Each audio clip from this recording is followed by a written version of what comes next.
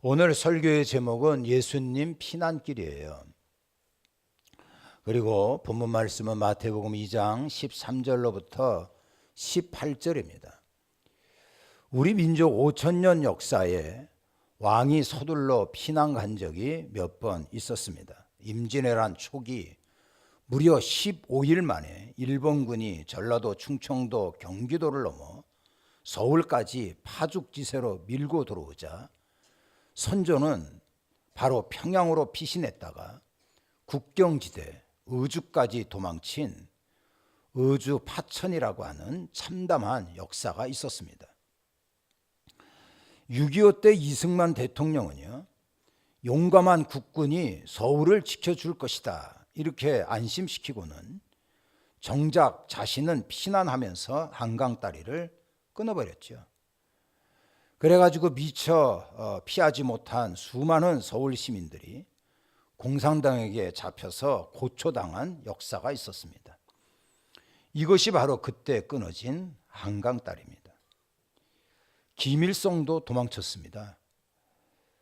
국군이 평양 점령하기 일주일 전 전세가 불리한 것을 느낀 이 사람은요, 소련제 고급 승용차를 그리고 볼가를 타고 도망치다가 급기야 자동차를 버리고 피신했는데 이것이 그때 노획한 김일성 승용차입니다. 굉장히 멋지게 생겼죠. 오늘 본문도 보면 어린 왕 예수님, 아기 예수님의 피난 이야기가 나옵니다. 자, 우리가 마태복음 2장에 보니까 동방박사들이 이렇게 외쳤어요. 유대인의 왕으로 나시니가 어디 계시냐? 우리가 동방에서부터 그 별을 보고 그분에게 경배하러 왔다라고 얘기합니다. 동방박사들의 입에서 유대인의 왕이라고 말합니다. 왕입니다. 근데 뭐 때문에 왕으로 오신 아기 예수님이 그렇게 황급하게 피난길에 올랐느냐 하는 거예요. 왜 그렇습니까? 우리가 요한복음 1장에 보니까는요, 세상은 그로 말미암아 지은 바 되었다 그랬어요. 그러니까 천지 창조하는 그 현장에 예수님이 계신 것입니다. 예수님께서는요, 자기 땅에 오셨어요. 근데 자기 백성이 영접지 않은 겁니다. 예수님은 당신의 나라, 당신의 백성들로부터 환영을 받지 못한 거예요. 바리새인들과 서기관들, 예수님 탄생의 장소 기가 막히게 알아맞혔습니다. 근데 이들은 말씀만 알고 있을 뿐이지 하나님의 말씀을 적용하지 않았어요. 오늘도 예수님을 따른다고 하면서 말로만 떠들 뿐이지 하나님의 말씀을 적용하지 않는다면 그것은 또다시 예수님을 피난길로 몰아내는 일을 하고 있다는 것을 아셔야 합니다. 믿음에는요, 진짜가 있고 가짜가 있어요. 이 가짜 믿음 진짜 살벌한 겁니다. 우리가 그 야고보서 2장에 보면은요, 네가 하나님이 한 분인 줄 아느냐? 잘 안다 그랬어요. 자, 그런데 귀신들도 믿고 떤다 그랬습니다. 귀신들도 믿으니까, 귀신들도 하나님을 보면 떠니까 구원받습니까? 아니지요. 왜 그런지 아세요? 귀신들은요, 지식적으로 알고 있을 따름이에요. 거기에는 감동이 없어요. 하나님에 대한 헌신이 없습니다. 하나님이 한 분인 줄 알고 있어요. 하나님의 아들 예수 그리스도도 알고 있습니다. 예수님이 십자가에 달리고 부활하신 거 알고 있어요. 지금도 살아 역사하시는 예수님을 알고 있습니다만 지식적으로 알 따름이지, 거기에 무슨 구원의 감격이 있고 거기에 무슨 헌신이 있습니까? 이러한 행함이 없으니 생명력이 없는 거예요. 그게 가짜죠. 우리가 행함으로 온전한 믿음 생활을 해야 합니다. 우리가 예수 그리스도 그 구원의 울타리에서 벗어날 수가 없어요. 그렇다면 십자가를 보면서 감격이 좀 회복돼야 됩니다. 그리고 하나님의 말씀이 진리인 줄 알고 행해야 돼요.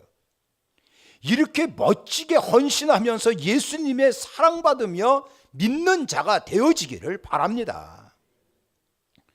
여러분도 직장 생활하면서 이 사람이 사장인지 직원인지 손님인지 아리까리 하면은요, 직장에서 배견할 수가 없는 겁니다. 군대에서 나라를 지키는 군인이 제대한 예비군 아저씨인지 헷갈리게 되면 이게 안 되는 거예요. 그러니까 자기의 정체성을 확실하게 해야 합니다. 확실하게 행함이 있는 믿음을 가지셔야 돼요. 그러면 하나님 아버지께서 우리의 삶을 보장해 주십니다. 요즘 세상에 행한다고 하는 것이 얼마나 힘든지 압니까? 손해입니다. 이렇게 얘기하신 분이 있나요? 그렇지 않습니다. 자, 누가복음 6장에 보면은요, 주라는 말씀이 있어요. 이 준다는 게 뭡니까? 희생이죠. 행함입니다. 근데 이러한 희생과 행함, 하나님께서 뭐라 그랬어요? 후이되어 누르고 흔들어 넘치도록 준다는 거 아닙니까? 이제 성탄절이 가까이 오고 있습니다. 우리가 성탄절의 의미를 잘 알아야 돼요. 그리고 그것이 지식으로 머무는 것이 아니라 주님께서 원하시는 그러한 성탄절이 되도록 우리가 준비하고 행함이 있어야 합니다. 그래서 올해는 어느 때보다도 더 큰 영광과 축복이 임하는 그러한 성탄절이 되어지기를 주의 이름으로 축원합니다.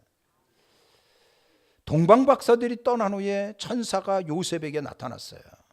그리고 얘기했습니다. 요셉아, 즉시 아기와 애 엄마를 데리고 애굽으로 피하라, 이렇게 얘기를 합니다. 자, 그런데 14절에 보니까 요셉이 일어나 밤에 아기와 그의 어머니를 데리고 애굽으로 떠나갔다 하는 겁니다. 그래 정신없이 그날 밤에 도망간 거예요. 피난길을 오른 겁니다. 우리나라 말에 일이 꼬이면 앞으로 넘어져도 뒤통수가 깨진다는 말이 있어요. 제가 볼 때 지금 아기 예수님 그리고 요셉 마리아 일이 꼬일 대로 꼬였어요. 아마도 마리아 임신 소식에 요셉은 충격을 받았을 겁니다. 그리고 멘붕이 왔어요. 그렇지만 만삭이 된 마리아를 데리고 나사렛, 여기에서부터 여러 날 걸리는 이러한 베들레헴까지 호적 정리 때문에 여행을 할 수밖에 없었어요. 마리아가 만삭이잖아요. 이제 오늘 내일 아기를 낳아야 되는 그러한 환경입니다. 어렵게 자리 한 구석 얻어가지고 아기 예수님을 낳았어요. 잠시 한 시름 놓는가 했더니 천사가 나타나가지고 당장 애굽으로 피난하라는 겁니다. 산모는 몸조리도 해야 돼요. 아가도 안정이 필요한데 피난 가랍니다. 그것도 애굽이에요. 무슨 애굽이 옆 동네입니까? 수천 년이 지났습니다만 지금도 애굽에 가면은요, 구시가지 뒷골목에 예수님 피난교회가 있어요. 지금도 형편없습니다. 길도 좁고요. 얼마나 지저분한지 몰라요. 근데 예수님 피난했던 그때는 아마도 더 엉망이었을 것입니다. 자, 아기 예수님은 왜 이렇게 힘든 피난길을 가야만 됐었느냐 하는 거예요. 사실 예수님의 피난길은 고난의 시작이었어요. 예수님 한평생 고난이었습니다. 그러다가 갈보리 십자가에서 그 고난의 절정을 이루게 되는데요. 이것은 하나님 말씀의 성취였어요. 자, 그래서 호세아서 11장에 보면 내 아들을 애굽에서 불러냈다, 이 말씀이 성취되었죠.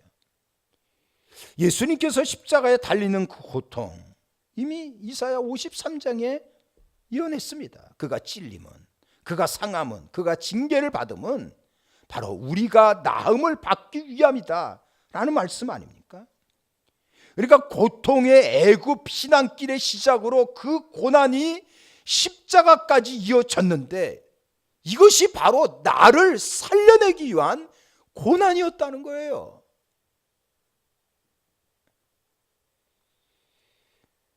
하나님께서 사람을 창조하시면서 땅을 정복하고 다스려라. 이런 축복의 말씀을 주셨어요.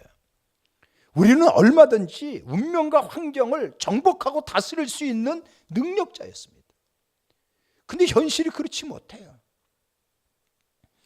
이러한 힘들고 저주스러운 삶을 살게 된 원인은요, 아담과 하와 범죄해가지고 에덴 동산에서 쫓겨나면서 시작이 됐어요.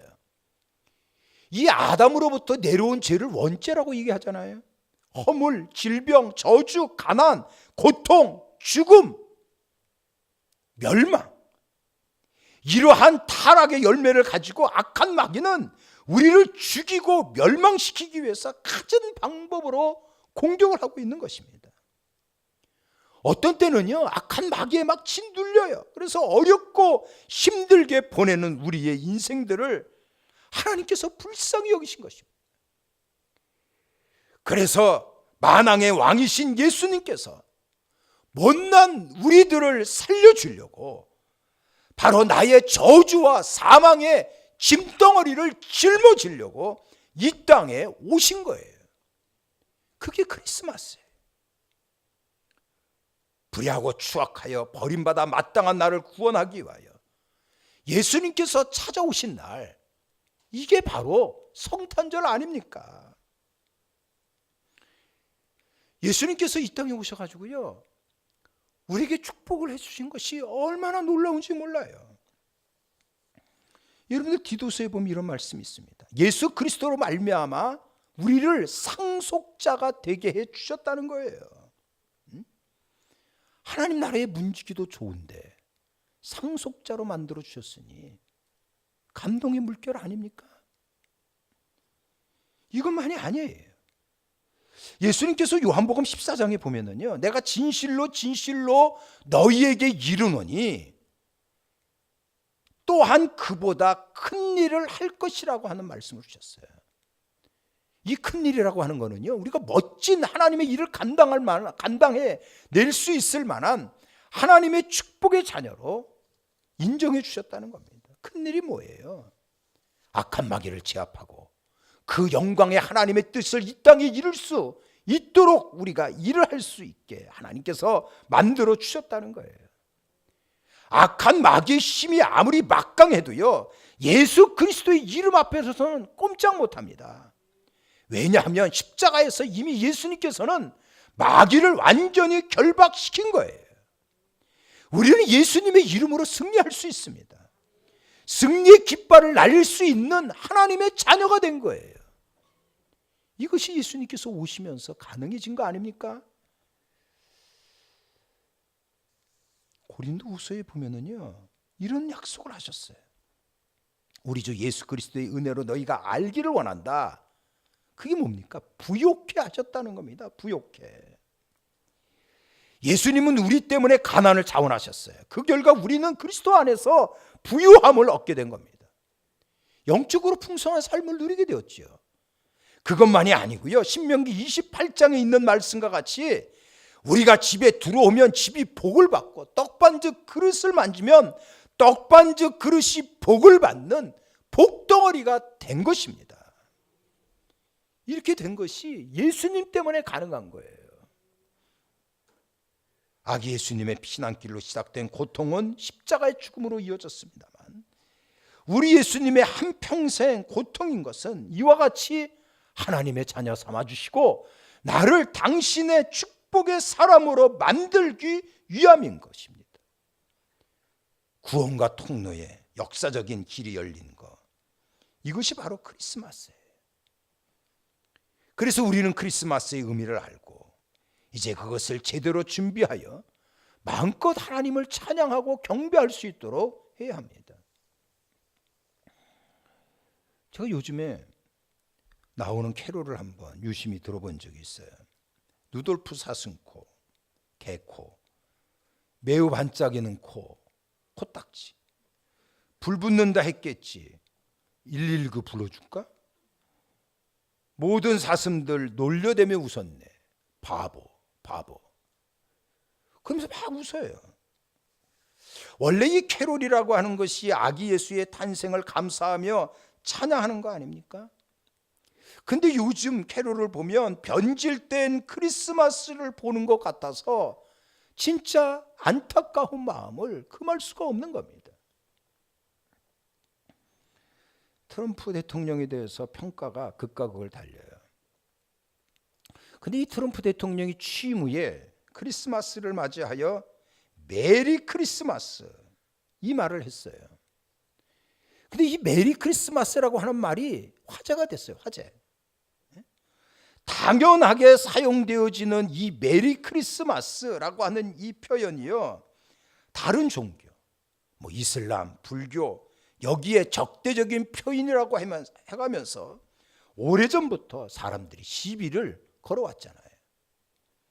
그래서 정치하는 사람들이 표를 의식해서 그런지 메리 크리스마스, 또 하나는 홀리, 해피 홀리데이, 이렇게 두 가지 말을 동시에 사용했던 것입니다. 오바마 대통령 참 훌륭하죠. 근데 이분이 2016년도 백악관을 보내면서, 백악관에서 마지막 크리스마스를 보내면서요, 메리 크리스마스를 빼버리고 해피 홀리데이라고 표현을 했어요. 그런데 트럼프는요, 아주 대놓고 메리 크리스마스, 너무나 영광스러운 예수 그리스도의 탄생이 올시다, 이렇게 선포를 했습니다. 우리는 신앙 고백을 분명히 해야 돼요. 예수 그리스도에 대한 우리의 믿음을 공개적으로 표현해야 한다 하는 거예요. 지금은 대강절 두 번째 주일을 보내고 있습니다. 대강절이라고 하는 것은 성탄절 4주간을 예수님의 탄생에 대한 감사, 그리고 예수님께서 다시 재림의 주로 오심을 고대하며 지키는 절기가 대강절이에요. 나를 구원하려고, 나에게 풍성한 삶을 주려고 만왕의 왕이 오셨는데 잘 준비해야지요. 헤롯 왕은 아기 예수님께 경배하지 않았어요. 도리어 2살 이하의 모든 남자아이를 죽이는 끔찍한 살인죄를 범하고 말았습니다. 근데 성경에서는요, 이웃을 미워하는 것도 살인이라고 말하고 있어요. 성탄절이 다가오는데 살인하지 말아야지요. 여러분들이 1년 동안 보내면서 진짜 여러분들에게 상처를 주고 애들 말로 밥 마신 사람이 있습니까? 용서해 주세요. 그러면서 성탄절을 맞이해야지. 옛날 감정, 옛날 발작 다스리지 못해가지고 끊임없이 문제를 일으켰습니까? 그거 다 정리하시고 그리고 성탄절을 맞이해야 됩니다. 예수님이 찾아가셨던 여관집 주인, 복된 예수님을 맞이할 수 있는 절호의 기회를 놓치고 말았어요. 산딸이 닥친 산모인데 자기 안방이라도 내줘야죠. 인정머리하고는 이럴 수가 있어요. 이거는 돈벌이에 정신이 팔려 복을 놓친 것입니다. 이제 성탄절이 다가오고 있는데요, 세상 것에 정신이 팔리지 마십시오. 깍쟁이같이 굴지 마세요. 너그러운 마음으로 이해하면서 아기 예수님을 맞이하는 자가 되어지기를 바랍니다. 2018년도 성탄을 앞둔 우리들 모두에게 하늘의 하나님께는 영광이고 땅에는 기뻐하심을 입은 모든 사람들에게 평화라고 하는 이러한 성탄의 축복의 메시지가 우리 모두에게 임하기를 바랍니다. 잘 준비하여 올해는 멋진 축복의 성탄절이 되기를 주님의 이름으로 축복합니다. 이제는 우리 구주 예수 그리스도의 은혜와 하나님 아버지 극진하신 사랑하심과 성령님의 위로와 교통하심이 예배드린 우리 모두에게 영원히 함께하옵기를 간절히 축원하옵나이다.